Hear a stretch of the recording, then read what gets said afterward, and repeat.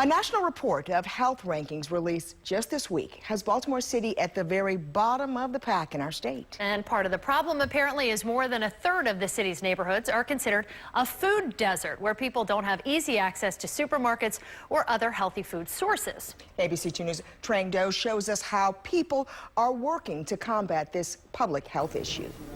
Where poverty is high and many people don't drive, it can be extremely difficult to find fresh produce. But with support from the city, some neighbors are banding together, forming community farms and gardens, and filling the void in the neediest areas.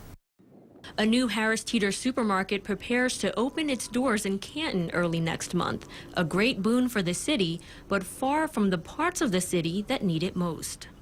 We've got kale, collards. Places like Reservoir Hill, where Whitelock Community Farm works to give the neighborhood access to fresh, healthy food. I love it. I mean, the fact that it's fresh vegetables, you know, especially during the summertime. I also like the idea that the kids can come and see where food comes from instead of thinking it's just always in the market. The concept has been so successful here in Reservoir Hill that the farm is expanding to a lot across the street.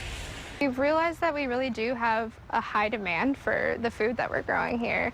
We, sell out at our market stands, and we also do some work with restaurants in the area and also other farmers markets. And so there is definitely like a demand for the local produce. It's an ongoing issue in Baltimore. 1 in every 5 people lives in a food desert, with limited access to supermarkets, transportation, and just healthy food in general.